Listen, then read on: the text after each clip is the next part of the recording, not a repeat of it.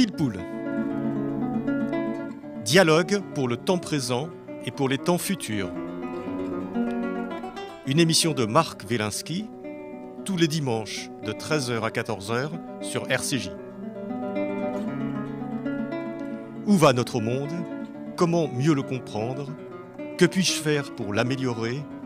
Que m'est-il permis d'espérer? Aujourd'hui, Dieu, le philosophe et le rabbin, avec Michel Onfray et Michaël Azoulay.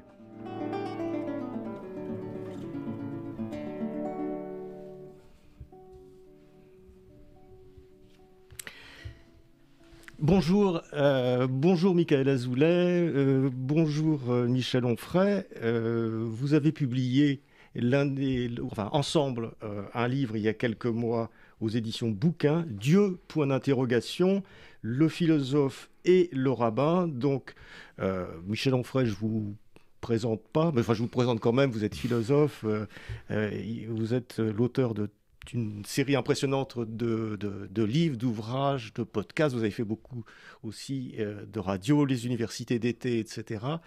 Et c'est assez étonnant de vous trouver face à un rabbin, vous qui avez fait profession d'athéisme d'une certaine façon. Enfin, on va revenir là-dessus. Et Michaël Azoulay, vous portez la contradiction d'une certaine façon dans ce livre à Michel Onfray. Donc c'est un livre qui réunit la parole, enfin le dialogue entre un philosophe donc, et un rabbin, puisque je ne sais pas si j'ai dit que Michaël, vous étiez un rabbin, entre un homme qui croit au ciel et un homme qui n'y croit pas, entre un juif et un non-juif, quoique vous n'êtes pas tout à fait non-juif, vous êtes pas tout à fait pur, on en reparlera peut-être.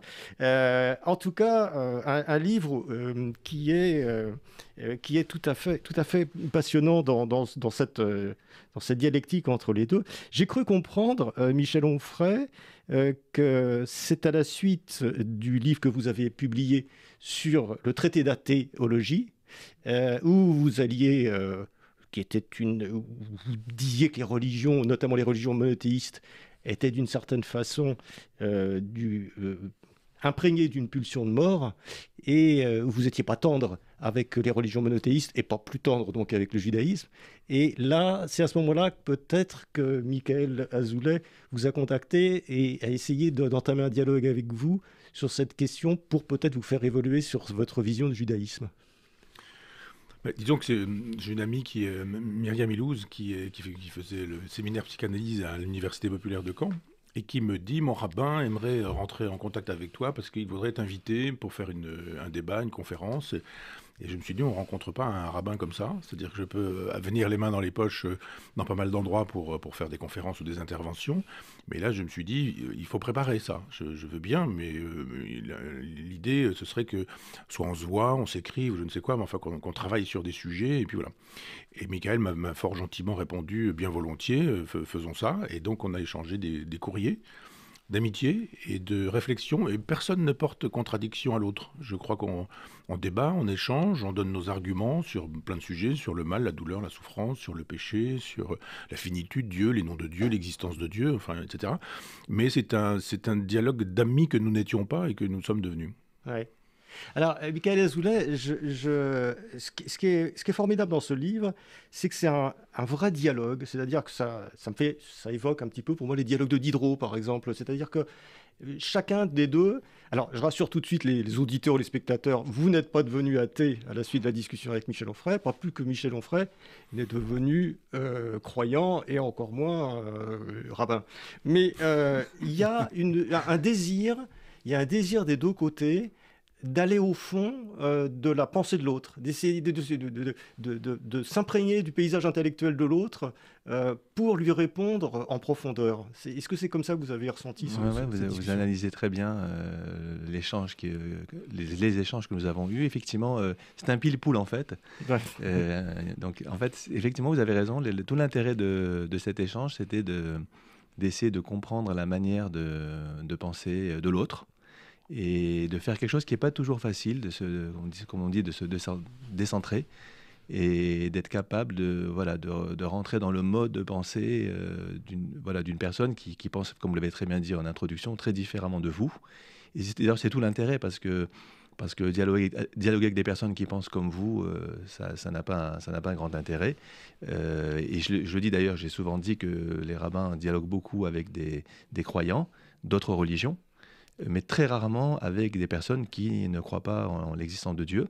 Et pour moi, donc, c'était une nouveauté, quelque chose d'inédit, et qui m'a beaucoup apporté, parce qu'il y a une manière de lire. Vous savez, c'est comme quand un homme lit le texte ou une femme lit un texte religieux, ou une personne qui ne croit pas lit un texte religieux.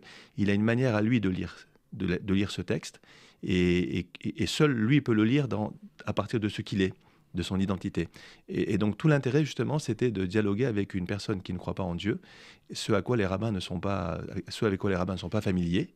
Et donc, comme vous l'avez très bien dit, ça m'a beaucoup apporté, parce qu'il y a une manière de voir le texte, des questions que lui se pose et que peut-être moi je ne me posais pas. Du coup, il y a aussi des questions qu'il m'a amené à me poser. Voilà, c'est tout ça qui faisait l'intérêt de cet échange. Et alors, on va rentrer dans un certain nombre des thèmes de ce livre qui est très riche. Il pose la question du mal, il pose la question de la religion, il pose la question de la liberté, etc. Mais pour finir sur ce dialogue, il est tellement, je dirais, honnête au sens propre du terme, que parfois vous paraissez, je dirais pas déstabilisé, mais et on sent qu'il vous faut un peu de temps pour répondre à Michel Onfray et à sa mécanique intellectuelle quand même assez huilée sur l'athéisme, etc. Et même chose parfois, Michel Onfray, vous êtes peut-être surpris par un argument auquel vous n'aviez pas pensé. Et là, vous avez une démarche intellectuelle, c'est-à-dire que vous allez chercher le texte. Et vous allez relire, et puis vous dites « Ah oui, il y a ça, mais je confirme ce que je disais, ou etc. » Donc il y a vraiment une évolution de la pensée. J'ai une démarche de rabbin. Oui, peut-être. Oui. C'est-à-dire que je sais que quand Michael écrit une phrase, quand il prononce un mot, il y a du travail derrière, et il y a de l'intelligence, il y a de la mémoire, il y a un peuple, une culture. Donc je n'évacue pas. Je me dis, si je ne comprends pas, si je ne saisis pas, si ça ne percute pas tout de suite, il doit bien y avoir des raisons. Donc oui, je vais chercher le texte. Et c'est vrai que Michael m'a fait découvrir des choses dans des textes que je pensais connaître. Par exemple la Genèse, que j'ai beaucoup lu, et l'idée qu'il y ait déjà un serpent dans le paradis. L'idée que dans le paradis, le mal s'y trouve déjà. On se dit, pourquoi est-ce que j'ai pas vu ça plus tôt? C'est drôle, un paradis dans lequel le mal est déjà. Oui, ça c'est étonnant, effectivement. C'est Michael qui m'a fait découvrir ça. Parce que je reprends le texte, et puis je me dis, bon, alors il se passe quoi? Comment ça se passe? À quel moment? Qui dit quoi? Parce que Michael a l'art d'apporter un mot. Et de le traduire, et de dire mais ça veut dire ceci, puis ça veut dire cela. Alors ça éclaire autrement la totalité du texte. C'est-à-dire que dans le contexte, une sémantique particulière ouvre des perspectives extraordinaires. Et moi qui, hélas, ne comprends pas l'hébreu, et ne peux lire qu'en traduction, je relis, je regarde, et c'est là que je me dis, mais il y a un paradis dans lequel le mal se trouve déjà. Qu'est-ce que c'est qu'un paradis dans lequel le mal se trouve? Et ce sont des trouvailles que je fais parce qu'effectivement, Michael m'y invite. Alors, Michael, justement sur ce point, il y a un certain nombre d'interprétations, puisque la tradition juive talmudique n'est faite que d'interprétations, qui nous dit que finalement le serpent, c'est pas forcément le mal, c'est une espèce d'intercesseur entre Dieu, l'homme et la connaissance. Oui, exactement. C'est pour ça que j'ai traduit Nachash. J'ai emprunté la traduction, enfin l'interprétation d'un de mes maîtres que je cite souvent, qui était le professeur Raphaël Drahi, Zichrono Livracha, de mémoire bénie, et qui disait toujours que Nachash, ça vient de Chash, qui désigne en hébreu le sens, donc les sens de l'homme. Et ce sont ces sens qui sont les vecteurs justement de la relation à l'autre, de la relation à son désir. En tout cas, bravo, parce que vous avez finalement ressenti quelque chose, perçu quelque chose que peut-être beaucoup de lecteurs ne vont pas percevoir. C'est le temps de réflexion. Parce que c'est vrai, quand on prend un livre, on a l'impression que voilà, on se répond rapidement, mais en fait, il pouvait y avoir des fois des jours, voire des semaines qui passaient. Ah bah ça, je l'ai senti. Ouais, j'ai senti que votre réponse n'est pas immédiate et que celle de Michel n'est pas forcément... Non, mais vous avez raison, parce qu'en fait, Michel...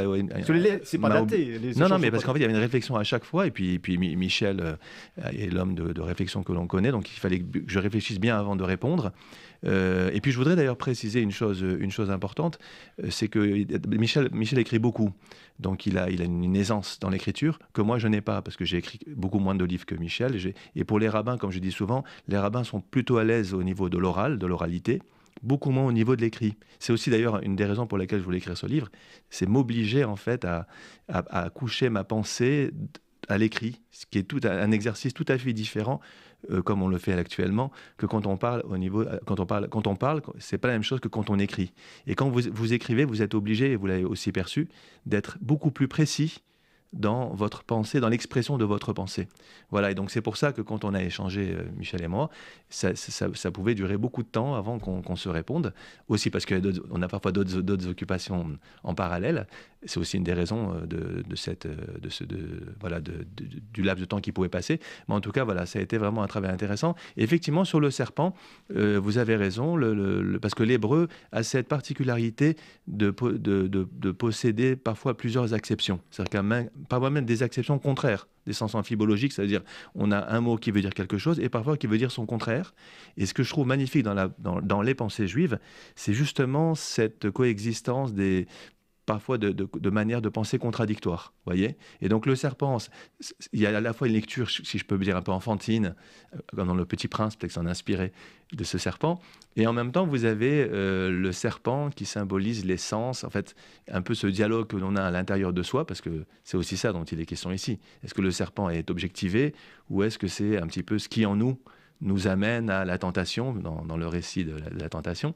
Et donc, c'était une manière, comme l'a très bien compris Michel, de montrer qu'il y a une richesse de la langue, et notamment de la langue d'origine, qui est l'hébreu, et de lui faire aussi un petit peu partager ces richesses. Alors du coup, Michael Azoulay, je me permets de dire, l'histoire du péché, du paradis, ça devient nettement plus sympathique. Parce que si c'est plus le mal, mais simplement une intercession et puis une évolution dans le statut de l'homme...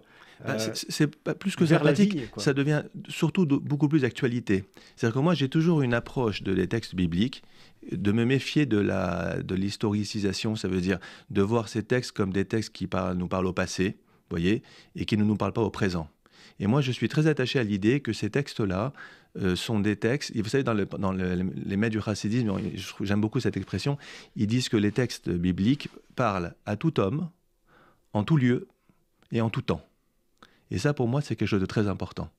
Et quand on prend en fait ce texte du Jardin d'Éden, en réalité, ce problème de la relation au bien, au mal, la tentation, la liberté, etc., sont des problématiques qui sont récurrentes, qui se posent pour toute personne et tout au long de l'histoire. Donc c'est un petit peu l'approche qui est la mienne. Et donc vous avez raison, je refuse de voir ce texte comme l'histoire, comme on dit, adamique, l'histoire d'une sorte d'homme et d'homme du femme dans un lieu idéal, etc. Non, je crois vraiment qu'il y a pour nous des messages qui s'adressent à l'homme et à la femme moderne. Michel Onfray, vous dites dans ce livre, et puis vous le dites ailleurs aussi, et ça, j'y suis particulièrement sensible, que la foi, c'est avant tout une transmission. Et que finalement,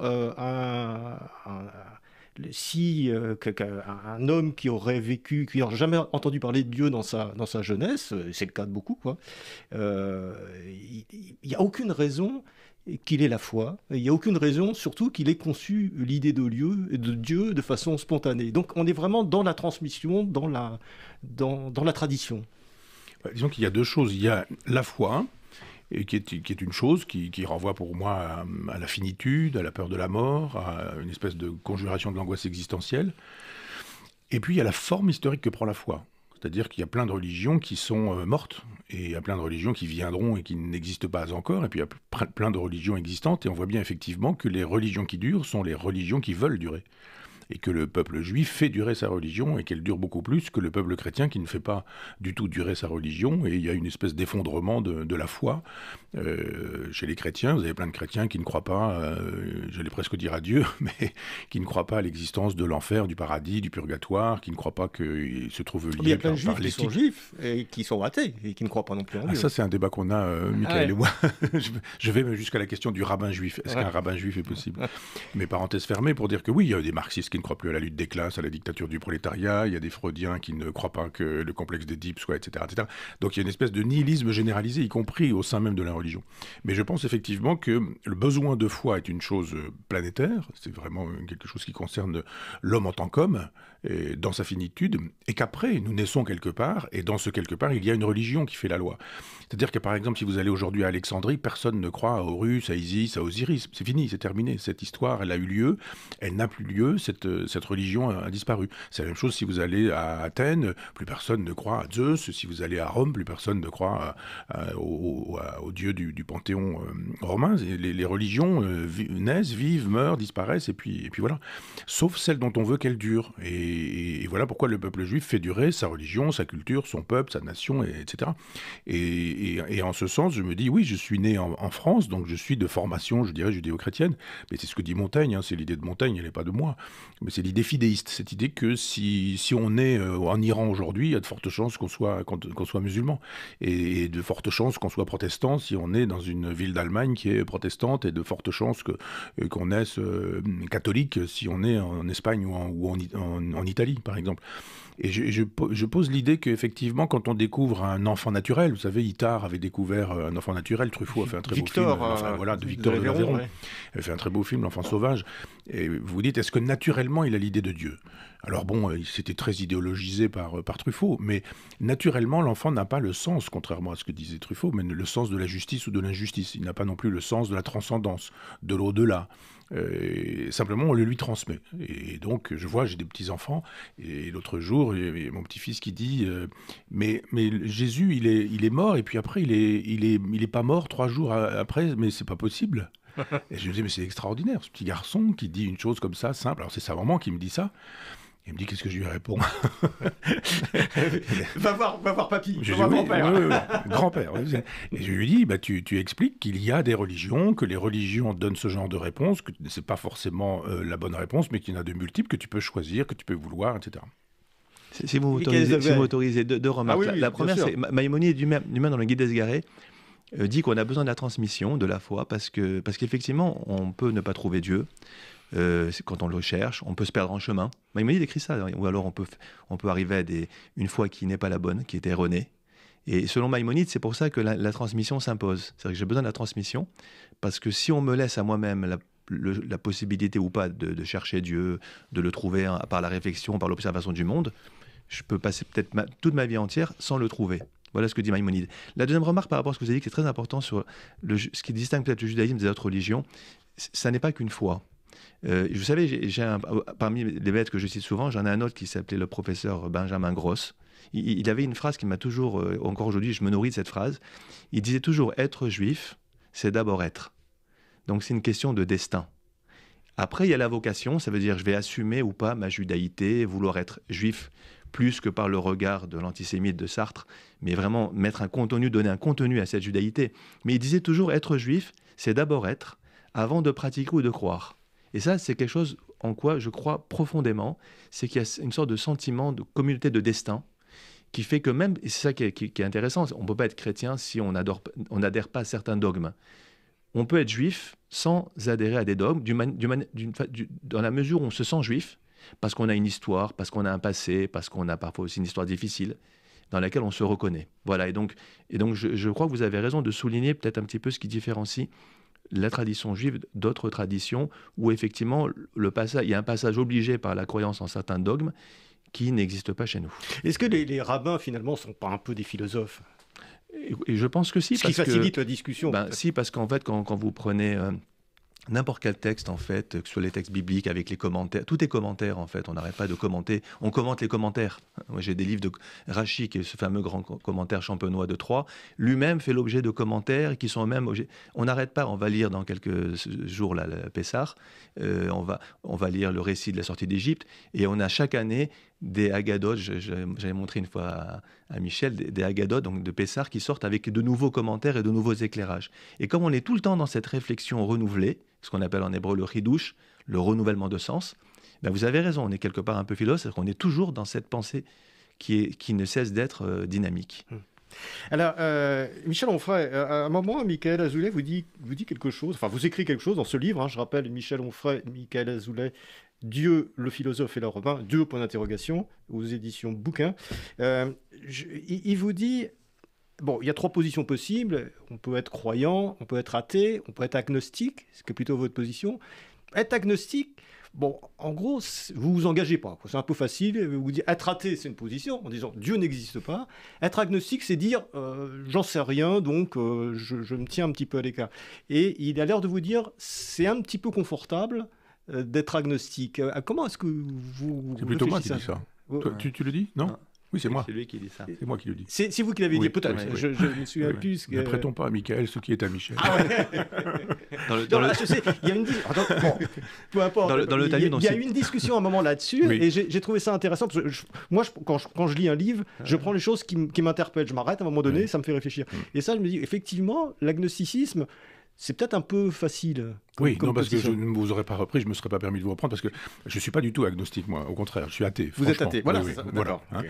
Et je dis effectivement qu'on a le droit d'être agnostique si on est, enfin, je ne voudrais pas être méprisant, mais je dirais, je ne sais pas, chauffeur de taxi, boucher ou boulanger, parce que le métier qu'on a n'oblige pas à penser ou à réfléchir à des questions comme celle-ci, ou qu'on est un homme ou une femme de la rue, je dirais. Mais quand on est philosophe, quand on essaie de réfléchir, de penser, c'est pas possible d'être un philosophe agnostique pour moi. Je ne pense pas que ce soit possible ou pensable. C'est parce qu'on n'a pas assez pensé. Il faut un certain engagement. Il faut résoudre cette question. C'est-à-dire, quand on a abordé la question des preuves de l'existence de Dieu, de la nature de Dieu, on a quand même un corpus formidable pour essayer de résoudre cette énigme. Il faut qu'elle soit résolue. On ne peut pas dire « je ne sais pas ». Encore que, moi j'ai un ami dominicain qui me dit « j'admire ta constance dans ton athéisme » parce que... Et je lui dis « mais enfin, moi j'admire ta foi ». Il me dit « mais détrompe-toi, je suis devenu dominicain pour assurer ma foi. Je ne suis pas sûr de ma foi, je doute beaucoup. » Je lui dis « mais il t'arrive de ne pas croire en Dieu ?» Il me dit « oui ». Et moi, j'ignorais ça. Je ne pensais pas qu'un moine pouvait avoir des moments sinon de doute, du moins de franc athéisme. Mais je pense qu'on doit pouvoir réfléchir et qu'on fortifie sa religion. Et c'est pour ça le génie de Michael et de son peuple, c'est de fait l'herméneutique. Et je pense et on revient à la question du serpent, c'est que le génie juif est dans l'herméneutique, le génie chrétien est dans l'allégorie. Mais l'allégorie, vous dites le serpent. Voilà, il y a un serpent qui parle. Bon, d'accord. On entend les bruits de pas de Dieu qui arrive. Pas du serpent. Non, mais de Dieu qui arrive. Dieu arrive, paf, paf, paf, il fait du bruit avec ses chaussures. Et on se dit, mais qu'est-ce que ça veut dire? Ça veut dire qu'il a un poids, ça veut dire qu'il a un corps, qu'il fait du bruit sur une terre, qui ceci, qui cela. Les chrétiens sont un peu embêtés par ce genre de choses. Alors bon, ils sont dans l'allégorie. Ils disent, le serpent, c'est le mal. Voilà. Bah oui, mais le mal, c'est quoi? Le mal, c'est le serpent. Bah oui, mais c'est quoi? Ah bah c'est le diable. Mais le diable, c'est quoi? Bah c'est celui qui divise. Mais on divise comment? Ah bah c'est le démon qui était là. Puis ils ne s'en sortent pas. Parce qu'après, il y a l'iconographie qui fait qu'on a beaucoup vu de serpents dans la peinture, par exemple. Alors que les juifs, comme Michael, c'est formidable. Il dit, mais non, c'est pas du tout. Ça veut pas dire ça.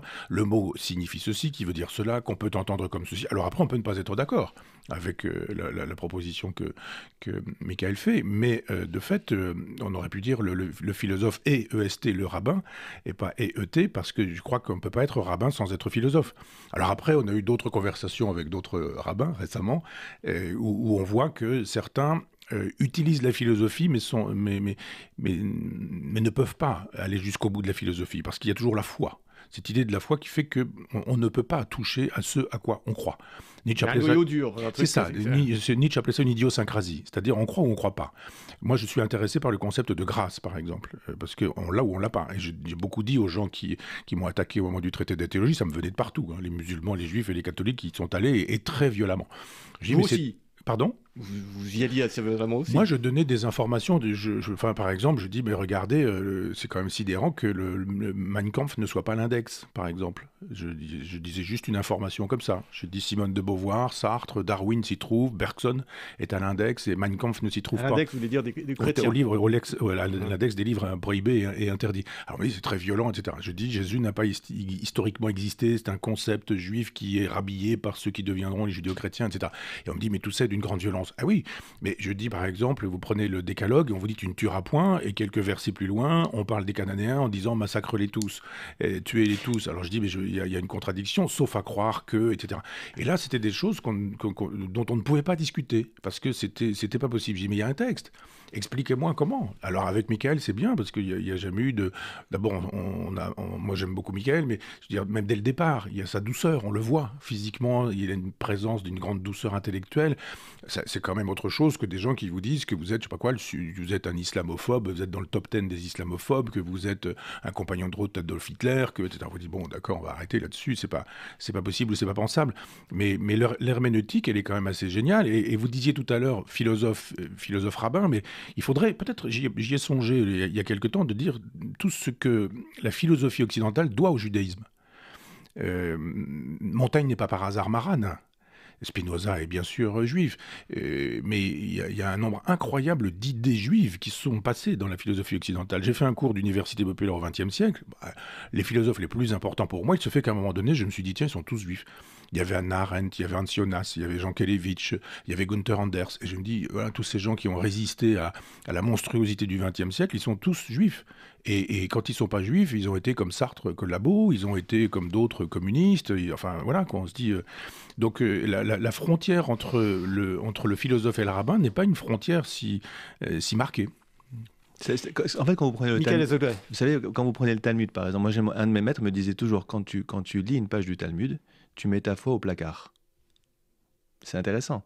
C'est-à-dire que si je ne comprends pas le texte, des fois c'est dur à comprendre une page du Talmud ou un raisonnement. Alors, certains vont dire, Dieu m'aidera à comprendre. Ben non, Dieu ne va pas t'aider à comprendre. Tu te casses la tête, tu travailles le texte et tu essaies de trouver.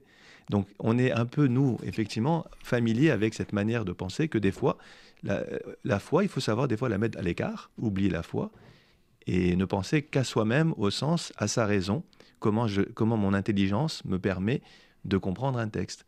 Donc, c'est ça qui est intéressant, c'est que on a un peu tendance parfois à mettre la foi à toutes les sauces.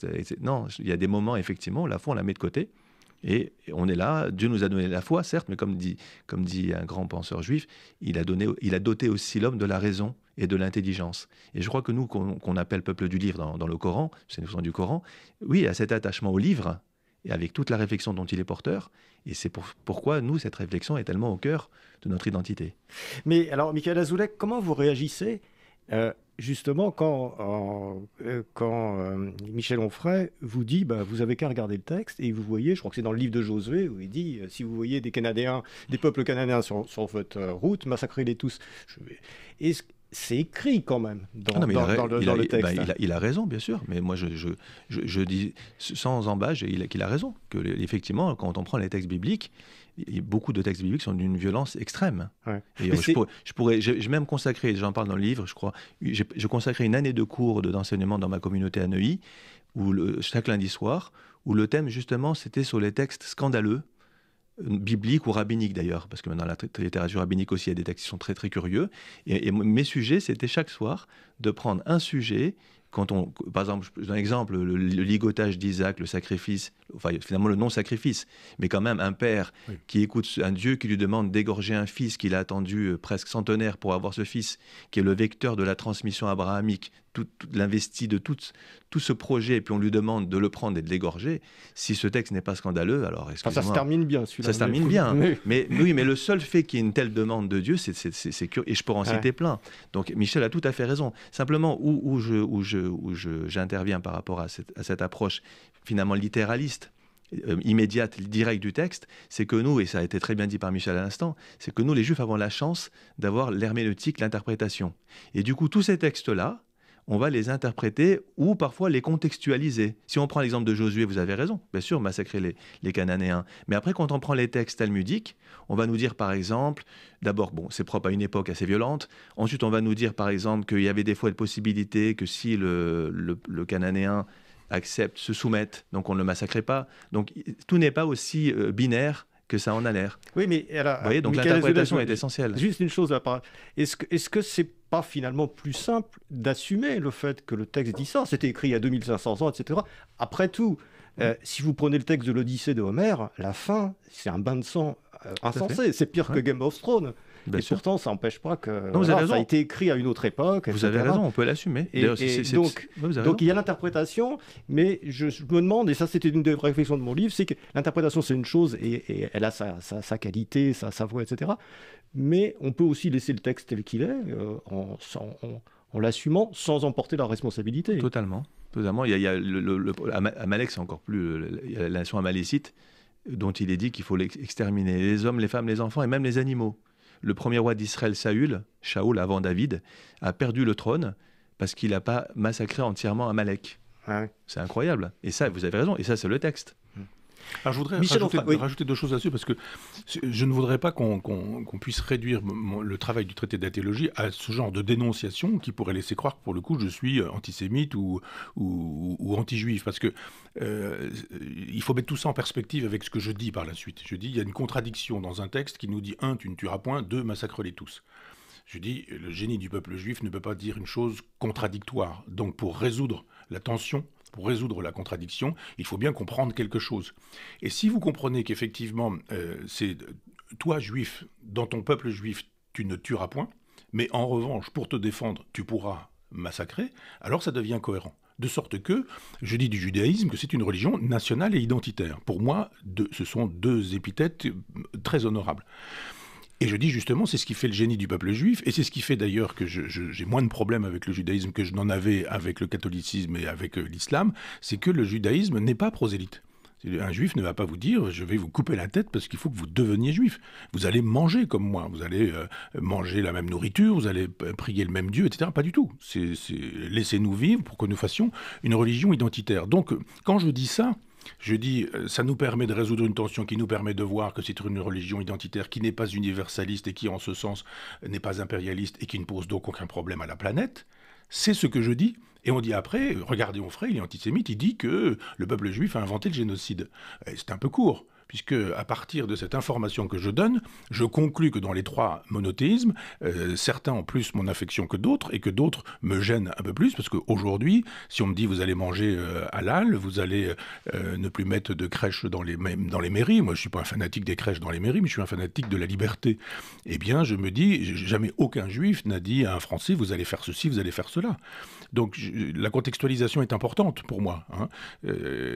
Alors après, sur la question de l'universalisme, on a des divergences avec Michael. Michael pense que ça peut être aussi une religion universaliste, le judaïsme. Je crois que ça peut être universel dans la manière dont donner à penser, en fait, dans la réflexion. Mais comme tu l'as très bien dit... Universel et universaliste, c'est pas oui, non, universaliste dans la manière de penser, ça veut dire qu'il y a une manière de penser qui ne concerne pas que le peuple juif. Il y a des idées, à mon avis, qui peuvent... Tu as parlé de peut-être l'inspiration juive par rapport aux philosophes de l'Occident. Mais comme tu l'as très bien dit, par contre, elle est singulière dans l'action, dans le rite. C'est-à-dire que les rites juifs, il est hors de question de les imposer à ceux qui ne sont pas juifs. Et ça n'a aucun sens. Ça n'a aucun sens. Mais c'est toute la différence, justement, entre finalement la dimension de l'action rituelle qui ne concerne que les juifs, et tout ce qui est réflexif, la dimension réflexive du judaïsme qui est très riche, où effectivement ça peut donner à penser, mais finalement jamais dans la coercition, quoi. Alors ça c'est quelque chose qui vous rapproche tous les deux, c'est que vous mettez la liberté de l'homme au-dessus de tout, quelle que soit la façon dont... Et vous le dites très bien, par exemple, Michel Onfray, vous parlez de la laïcité, vous réclamez de la laïcité, mais pas du laïcisme, le laïcisme étant la religion de la laïcité. C'est-à-dire que vous dites, en gros, ça ne me dérange pas que les rabbins portent une kippa, que les sikhs portent un turban, que les femmes portent... On peut en penser ce qu'on veut, mais c'est leur liberté. Et donc, vous mettez ça au-dessus de cette vision. C'est très intéressant, et on n'entend malheureusement pas beaucoup ce discours actuellement, ce discours de la liberté absolue. Oui, moi j'ai beaucoup dit que l'important n'était pas ce qu'on avait sur la tête, mais ce qu'on avait dans la tête. Et il y a des gens, des femmes qui ne portent pas de voile, de musulmanes, et qui ont dans la tête des idées dangereuses, alors que d'autres, ça n'est pas le cas. Je vais me permettre une histoire personnelle. La première fois que j'ai déjeuné avec Michael, il porte sa kippa, on le voit là, et quand on est sorti, il a mis une casquette. Et j'ai eu une immense honte d'être français en me disant que Michael soit obligé d'une certaine manière, pas de cacher, mais pour être tranquille, quoi, de mettre sa casquette. Et je me suis dit, mais il pourrait bien quand même porter cette kippa sans que ça porte problème. Et on voit bien que ça pose problème. On voit bien aujourd'hui qu'il y a un problème d'antisémitisme, que l'islamo-gauchisme fait des ravages, etc., etc. Et je pense effectivement que l'important, c'est qu'on laisse faire. C'est ça qui est intéressant dans le judaïsme. C'est-à-dire que personne ne va vous dire, vous allez manger comme ceci, nos prescriptions, il faut absolument que ça vous concerne, etc. Le christianisme est devenu comme ça, parce qu'il n'a plus trop les moyens d'être coercitif. Mais il le fut. Il suffit de voir l'Inquisition, les procès, les sorcières, enfin toutes ces choses-là. Et donc, la liberté de conscience, pour moi, est au-dessus de tout. La liberté d'expression aussi, la liberté de parole, etc. Mais pas une liberté au-dessus de tout, parce que je pense qu'il y a autre chose que ça. J'ai beaucoup dit que j'étais libertaire en ce sens, ce que je suis, mais il y a une limite à ce mot-là. C'est-à-dire qu'il y a aussi des gens qui se réclament de la liberté de nuire, de la liberté de gêner, de la liberté d'imposer leur vision du monde. Donc je dirais presque plus que c'est autrui qui est plus important que la liberté. Alors autrui, c'est pas non plus une espèce d'idole majuscule. Je crois simplement qu'il y a un moment donné où on doit pouvoir s'expliquer, dire ce qu'on pense, ne pas être d'accord. Et puis voilà, il y a eu un problème avec Houellebecq. On a fait un entretien dans la revue Front Populaire. Tout de suite, il y a un procès. On va dans un tribunal alors que j'invitais à ce qu'on puisse débattre en disant vous dites des sottises. Je ne suis pas d'accord avec ce que vous êtes en train de raconter. C'est débile de pouvoir dire une chose pareille, etc. Mais vous parliez tout à l'heure de l'esprit des salons du XVIIIe siècle. Mais c'était ça qui était formidable. C'était des endroits dans lesquels, chez Madame Helvétius, le salon d'Holbach, Madame du Deffand, où on pouvait débattre, échanger, dialoguer, sans s'insulter, sans se mépriser. Donc c'est cette liberté-là qui m'intéresse.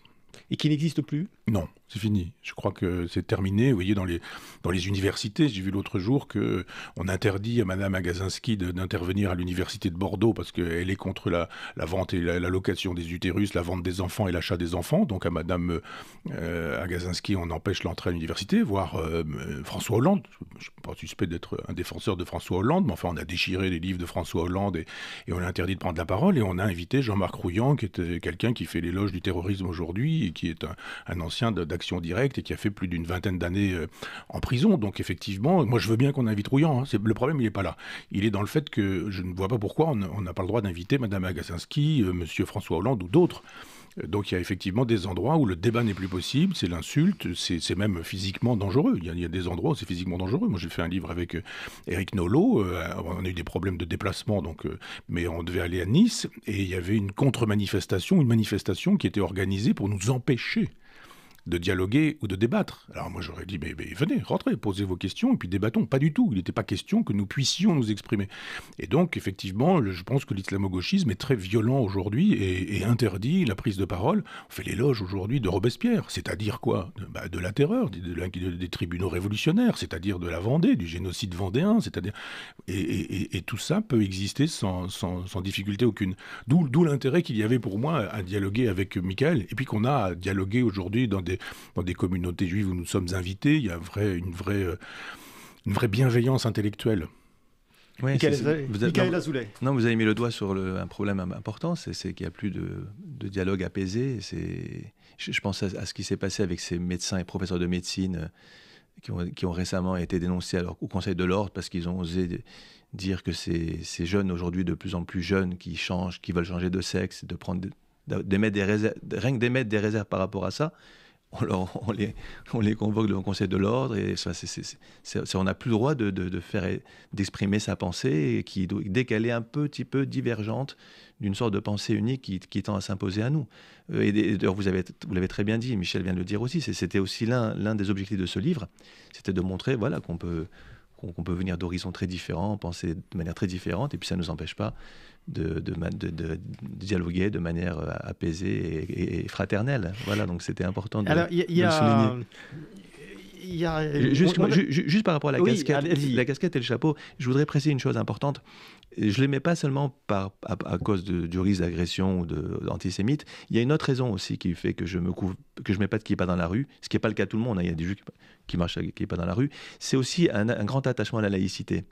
Ça veut dire que même si je suis d'accord avec Michel qu'on peut tout à fait exprimer sa religion, ses convictions, j'ai un peu une gêne à les afficher. Voilà, mais c'est un choix personnel, parce que je peux comprendre que ça c'est une vieille histoire juive aussi. Il faut pas trop se montrer, quoi. Surtout, pas trop se montrer, mais c'est pas seulement ça, c'est que je trouve qu'il y a quand même un socle. La laïcité, c'est quand même un socle commun qui fait que tous les Français, quel que soit leur... Mais même dans la rue ? Même dans la rue, je trouve que j'ai pas envie d'imposer aux gens qui voient, voilà, d'afficher que je suis juif. Ça me gêne. C'est personnel, encore une fois. J'ai peut-être tort. Mais en tout cas, c'est comme ça que c'est aussi une autre raison qui fait que j'ai pas envie. Je trouve que je suis très épanoui dans ma tradition, dans ma religion, dans ma synagogue, chez moi, etc. Et j'ai pas besoin forcément de l'afficher à l'extérieur. C'est aussi notre raison. Alors, Michael Azoulay, on a parlé tout à l'heure du côté un peu obscur de la Bible et des passages les plus... Il y a un côté quand même aussi tout à fait lumineux de la Bible, et vous faites dans ce livre aussi, vers la fin, vous parlez du mal, vous parlez du livre de Job. Le livre de Job, c'est quand même un des livres de philosophie les plus intéressants qui soit, parce qu'il pose la grande question qui est la question du mal. Et là, vous avez un échange qui est tout à fait passionnant sur ce livre. Oui, Michael parlait tout à l'heure du sacrifice d'Abraham. Il y a le fameux livre de Kierkegaard, Crainte et tremblement, sur cette question, très beau livre, justement sur la question de la foi. Ouais. C'est-à-dire que la foi, c'est une obéissance aveugle. On ne vous demande pas de chercher à comprendre pourquoi il faudrait. C'est ainsi. Moi, j'ai vu, dans mon service militaire, on me faisait faire des choses stupides, mais parce qu'elles étaient commandées.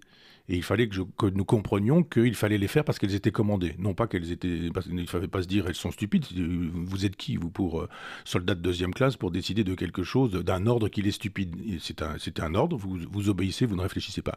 Et il y a ça dans Job ou dans le sacrifice d'Abraham, c'est-à-dire que si Dieu décide, il a décidé, il a ses raisons. Les voies du Seigneur sont impénétrables, pour le dire un peu facilement. Et c'est ça qui est intéressant. C'est toute la question de la grâce et de Port-Royal. Est-ce que c'est vous qui êtes à l'origine de votre salut ou pas? Ça m'intéresse, Port-Royal. J'aime beaucoup le jansénisme aussi sur cette question. C'est-à-dire, si vous dites « je vais mener une vie pieuse, comme ça je vais gagner mon paradis », et on vous dit « mais vous vous prenez pour qui ?» C'est Dieu qui décide s'il donne le paradis ou s'il ne le donne pas. Et il peut donner le paradis à un libertin totalement débauché, et il peut punir un abbé de Rancé, par exemple, qui aura passé sa vie dans la mortification et dans la vie monastique.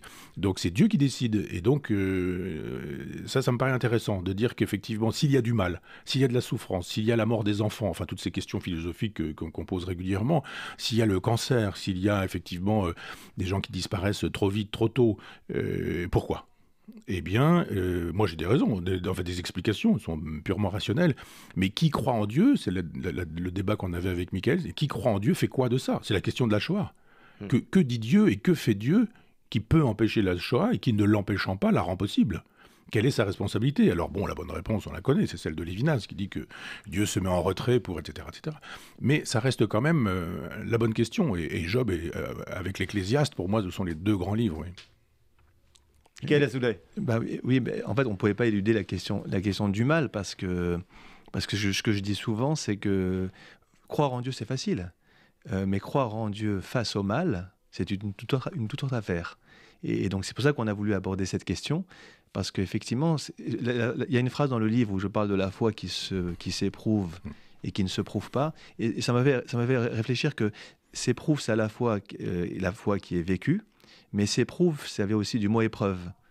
Ça veut dire que, est-ce que la foi survit à l'épreuve du questionnement face au mal? Et en fait, c'est ça que le livre de Job soulève, c'est pour ça que c'est un livre fondamental. Vous savez que dans le Talmud, on a des débats pour savoir est-ce que Job existait ou pas, est-ce qu'il était juif ou pas. Et il y a même un avis... Non, mais parce que c'est pas une question juive, en fait, seulement. Quand on dit qu'il n'était pas juif, parce que c'est une question que se pose tout le monde. Et puis il y a même une opinion qui dit que c'est Moshe, qui serait l'auteur du livre de Job. Intéressant. L'homme qui est pour nous le plus proche de Dieu, jamais homme-dieu, il n'y a pas d'homme-dieu chez nous, mais qui se rapproche le plus de Dieu, c'est cet homme-là qui serait l'auteur du livre qui est le plus gênant, entre guillemets, pour Dieu par rapport à la question, justement, de la théodicée. Et donc, on ne pouvait pas éviter ce type de question. Simplement, je crois qu'il y a une certaine humilité, que Michel parlera peut-être de résignation, mais en tout cas, une certaine humilité du croyant qui va considérer qu'il y a certaines questions qui le dépassent. Ça veut dire que face au mal, qu'on ne comprend pas, parce que n'ayons pas peur de dire qu'on ne peut pas comprendre la Shoah, des choses comme ça, c'est incompréhensible. On va dire, écoutez, voilà, l'être humain est avec un intellect limité, un être qui est frappé de finitude, et donc, et c'est peut-être un débat aussi qu'on a peut-être pas assez développé entre nous, est-ce que l'être humain est à même de tout comprendre? Est-ce qu'il est finalement capable, à l'aune de son intellect, d'être capable de saisir tout c'est, en tout cas, dans la tradition juive, on dit que non, qu'il y a des limites en fait à la compréhension humaine. Michel Onfray, sur ce point ou sur... peut-être rien à rajouter à ce que dit Michael. Non, j'étais tellement absorbé par ce que disait Michael que non, j'ai pas grand-chose à ajouter. Enfin, sur cette idée que nous ne pouvons pas tout comprendre, oui, je suis d'accord, mais moi je pense qu'on peut aussi comprendre autrement cette question. Je dis, mais lisons Darwin, enfin, vraiment. C'est-à-dire que quand on lit pas tant l'origine des espèces que la filiation de l'homme, l'origine des espèces c'est 1859, en 71 il ajoute ce livre dans lequel il parle des hommes, nous sommes encore des animaux. C'est-à-dire que la question du mal, pour moi, c'est une question de l'éthologie. Regardez, moi j'aime beaucoup les émissions consacrées aux animaux, enfin les vraies émissions où on voit que c'est, au sens de Nietzsche, par-delà le bien et le mal. C'est-à-dire les forts mangent les faibles, les dominants possèdent les dominés, les femelles vont avec les mâles dominants, les mâles dominants cessent un jour d'être des mâles dominés, parce qu'il y en a un autre qui, etc., etc. Et toute cette question de l'éthologie, toute cette question du territoire, toute cette question de l'animal qui reste en nous, du serpent, c'est ce que je dis dans un livre que je viens de faire paraître là sur l'âme, sur l'histoire de l'âme, du serpent qui dure en nous, nous avons un cerveau reptilien, ça explique ça. C'est tout à fait réductible à des mécanismes humains. On voit bien que les gens sont capables aujourd'hui de descendre de voiture avec une arme blanche parce que vous n'avez pas démarré assez vite au feu rouge. Je vous dis, mais il se passe quoi dans cette histoire? C'est de l'espace vital. L'autre m'interdit mon espace vital. Et le fameux espace vital, c'est Hitler. Hein, cette idée de l'extension, cette idée de l'impérialisme, c'est du marquage de territoire. La frontière, c'est ça. Regardez ce qui se passe avec Poutine. C'est l'impérialisme. Il faut absolument qu'on ajoute un pays au pays, de la terre, de la surface, etc. etc. Et ça, évidemment, ça crée cette violence. Et on voit bien comment... Alors, j'ai beaucoup dit que je n'étais pas freudien, mais je défends la psychanalyse, mais pas forcément la psychanalyse freudienne. Il n'y a pas que de psychanalyse freudienne, c'est une invention juive. Ils sont quand même très nombreux au départ. Il y a un génie incroyable. Ils sont 7 ou 8 à penser la psychanalyse, mais à un moment donné, Freud dit c'est moi et c'est personne d'autre, et puis on passe à autre chose. Mais il y a eu Reich, il y a eu Eric Fromm, enfin il y a des gens qui ont fait des choses très très intéressantes sur ce terrain-là, mais je pense qu'on oublie beaucoup la biologie, la physiologie, l'anatomie, cette idée que nous sommes des mammifères, et qu'il y a encore du mammifère en nous, et que peut-être le serpent, c'est une allégorie pour signifier le mammifère en nous. Michel Onfray, Michael Azoulay, on arrive à la fin de notre entretien. Alors, je renvoie à votre livre où il y a des milliers d'autres choses dont on aurait pu parler. J'ai une dernière question quand même à vous poser. Et ça, c'est l'homme de médias qui vous pose la question. Et vous avez écrit un livre, c'est formidable qu'il puisse y avoir des livres comme ça. Hein, je renvoie tout le monde à ce livre, hein, Dieu, le philosophe ou le rabbin, et le rabbin. Mais comment est-ce qu'on pourrait faire justement pour que ce type de débat où on va au fond des choses et où on fait, disons, où on écoute l'autre, comment on peut faire d'abord, est-ce qu'il y a un moyen de faire en sorte que notre société devienne un peu moins confrontante de ce point de vue-là et qu'il y ait un petit peu plus de vrais débats, notamment dans les... Je ne parle pas de débat politique parce que ce n'est pas un vrai débat, chacun a ses positions, mais à un moment donné où on puisse... Est-ce qu'il y a des lieux, est-ce qu'il y a des choses que vous avez envie de faire, vous, qui développeraient ce vrai débat, cette vraie compréhension des uns et des autres? Moi, j'ai animé une université populaire pendant des années, mais elle a été détruite. Vous avez le projet de le refaire? Dans mon village, mais après ça, le projet, c'est de l'argent. C'est tout bêtement, voilà, il y a une maison à vendre, elle coûte 85 000 €, il y a un amphi à construire. Donc, pour faire une université populaire? Oui, pour refaire une université populaire, parce que pas pour moi seul, quand l'université populaire de Caen existait, il y avait une vingtaine d'enseignements. Il y a peut-être des sponsors qui vous écoutent. Vous savez, les sponsors, on les a cherchés pendant 17 ans, on les a jamais trouvés. Mais par exemple, j'ai parlé tout à l'heure de Myriam Illouz. Myriam, elle est psychanalyste. Et je lui ai demandé d'assurer un séminaire psychanalyse à l'Université populaire de Caen, alors que j'avais écrit mon livre sur Freud. Donc moi je ne suis pas un libéral sur le terrain politique. Il y avait quelqu'un qui enseignait, enfin un libéral, je ne vais pas dénoncer les gens, mais et il y avait dans les 20 personnes des gens qui ne pensaient pas comme moi. Il y avait même quelqu'un qui a enseigné la culture musulmane. Je ne suis pas un grand défenseur de cette culture-là. J'ai toujours pensé qu'il fallait du débat. Alors cette université populaire, ce ne serait pas une université populaire Michel Onfray. J'ai d'autres amis, je voudrais éduquer à la musique, par exemple. Je pense qu'on ne le fait pas. Donc j'ai un ami, Eric Tanguy, qui est un compositeur, qui lui est partant pour donner des cours bénévolement, gratuitement, faire quelque chose sur le cinéma qui permettrait de montrer comment on met en scène des grands chefs-d'œuvre, comment, par exemple, Madame Bovary devient un film, et comment ce film dit le contraire de ce que j'ai appelé le révisionnisme esthétique, c'est-à-dire un lieu dans lequel on pourrait débattre. Avec Stéphane Simon, on a créé une revue qui s'appelle Front Populaire, dans laquelle nous débattons, nous accueillons des gens qui ne pensent pas comme nous. nous. Je pense que ces lieux peuvent être créés simplement. Un lieu, c'est pas compliqué. Moi, j'ai travaillé 17 ans bénévolement, mais travailler bénévolement, ça coûte de l'argent. C'est-à-dire que la dernière année, quand je faisais un cours à Deauville où il fallait louer une salle, parce qu'il y avait 1200 personnes dans chacun de mes cours, ça coûtait 3500 €. Il fallait payer 3500 € pour travailler gratuitement. Et en fin d'année, quand j'ai payé ce que nous devions, il y avait 8 000 € en plus. J'ai dit, mais c'est quoi cette différence? On me dit, oui, c'était hors taxe. C'est mon épouse et moi-même qui avons payé les 8 000 €. C'est-à-dire, il y a un moment donné où ça nous a coûté de travailler bénévolement et gratuitement. Et de fait, c'est compliqué. Aujourd'hui, même quand on a envie d'éduquer à la sagesse, disons-le au sens large du terme. Moi, je voudrais aussi enseigner les beaux-arts. Je pense que l'iconographie n'est pas enseignée. L'histoire du cinéma, enfin l'histoire de la pensée, de la peinture, l'histoire de la poésie, l'idée qu'il n'y a pas que de la poésie malarméenne et issue de Mallarmé, mais qu'il y a une poésie chinoise, japonaise, coréenne. Où est-ce que ça se fait, ça ? Nulle part. On vient de le dire en 2 mots, c'est plus à l'université que les débats ont lieu. Les fameux salons sont morts avec la Révolution française. Il n'y a qu'avec vous et puis Michael qu'on peut éventuellement, dans des lieux, avoir des gens qui nous écoutent et qui nous disent d'accord, pas d'accord. Et à la fin, tout le monde s'embrasse, on ne s'insulte pas et on n'a pas des fumigènes pour interdire à l'autre d'exprimer sa pensée. Ce qui n'empêche pas qu'on se dise des choses. Ah mais oui, au contraire. Je pense que quand on est dans le respect, on se dit des choses que l'autre entend. Alors que quand on insulte, on n'écoute plus. Ouais. Voilà, si vous faites traiter Michael Azoulay, je vous laisse le mot de la fin. En fait, non, très modestement, je crois qu'on y arrive en faisant ce qu'on fait avec vous aujourd'hui. Avec Michel, on a fait plusieurs communautés de province. On est parti à Lille, à Bordeaux, etc. On va peut-être bientôt à Strasbourg. Enfin voilà, donc je crois que c'est... Oui, mais ici, on n'est pas dans le mainstream, disons les choses. On n'est pas non, c'est vrai. Mais alors, maintenant, je pense on est sur YouTube quand même. Oui, mais alors aujourd'hui, justement, je crois qu'il faut bien prendre conscience qu'aujourd'hui, il y a tout ce qui est enseignement à distance prend une place de plus en plus importante. Donc je pense qu'il ne faut pas non plus négliger cela. Et puis peut-être une dernière chose, je voudrais insister finalement sur l'importance des rencontres dans la vie, parce qu'on s'est rencontré avec Michel. Alors c'est vrai que c'est grâce à Myriam Milouz. Il se trouve que c'est plus compliqué que ça, parce que Myriam Milouz connaissait aussi un fidèle de ma communauté qui s'appelle Joël Dahan. Ils étaient amis. Et c'est un peu grâce à tous les deux c'est eux qui ont fait la jonction entre Michel et moi. Mais je trouve que ce qui est intéressant dans la vie, finalement, c'est les rencontres. Et aujourd'hui, on perd un petit peu...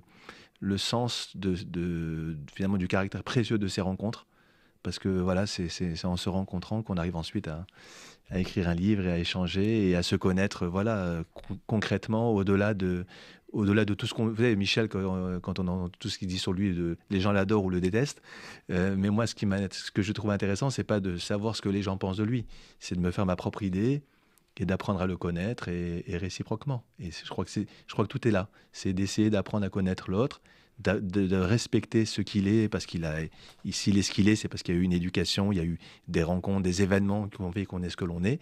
Et puis voilà, et puis je crois qu'il faut commencer par ça. Et puis si chacun fait ce travail, je crois qu'on pourra arriver à une société, à mon avis, beaucoup plus apaisée. Michael Azoulay, Michel Onfray, merci d'être venu à Pilpoul aujourd'hui. Merci à vous. Merci.